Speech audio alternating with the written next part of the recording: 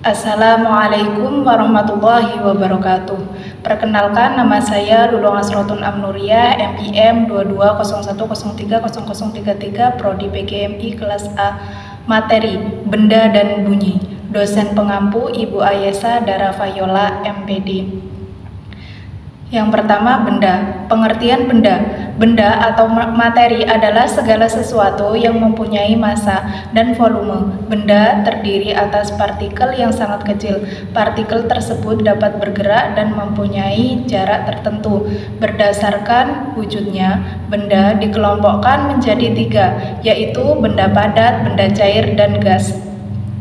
Sifat-sifat benda. Yang pertama, sifat benda padat. Dapat diraba, bentuknya dapat diubah dengan cara-cara tertentu, memiliki kekuatan dan kekerasan tertentu, mempunyai elastisitas, menempati ruang. Yang kedua, sifat benda cair.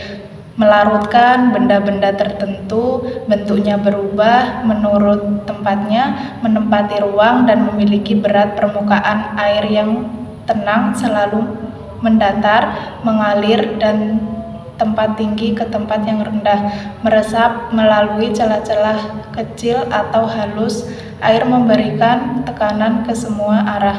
Yang ketiga, sifat benda gas. Bentuknya berubah-ubah, volumenya berubah-ubah, menekan ke segala arah, menempati ruang.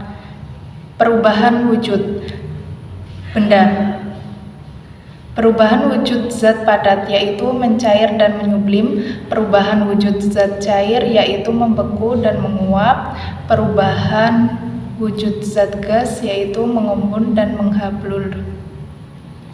Faktor penyebab perubahan sifat benda. Perubahan benda dapat juga disebabkan oleh pelapukan, perkaratan, dan pembusukan. Perubahan sifat benda yang bersifat sementara dan bersifat tetap. Perubahan sifat benda yang bersifat sementara. Perubahan bersifat sementara adalah perubahan benda yang dapat kembali ke wujud semula dan tidak menghasilkan zat baru. Yang kedua, perubahan bersifat tetap adalah perubahan benda yang tidak dapat kembali ke wujud semula. Yang kedua, bunyi. Pengertian bunyi. Bunyi merupakan gelombang longitudinal di mana arah getaran dan rambatnya searah. Bunyi memerlukan medium perantara dalam pembuatannya. Bunyi infrasonik yaitu bunyi yang frekuensi per detiknya kurang dari 20 getaran. Bunyi ini dapat didengar oleh beberapa hewan seperti jangkrik dan lumba-lumba. Bunyi ultrasonik yaitu bunyi yang frekuensi per detiknya lebih dari 20.000 getaran. Bunyi ini dapat didengar oleh kelelawar. Bunyi audiosonik yaitu bunyi yang frekuensi per detiknya di antara 20 dan 20.000 getaran. Bunyi ini didengar oleh manusia. Gelombang bunyi. Gelombang yang tersusun dari rapatan dan tegangan adalah gelombang longitudinal. Ada beberapa syarat yang harus dipenuhi agar bunyi dapat terdengar, yaitu sebagai berikut. Ada beberapa bunyi benda yang dapat bergetar. Ada medium yang merambat bunyi. Ada penerima atau pendengar.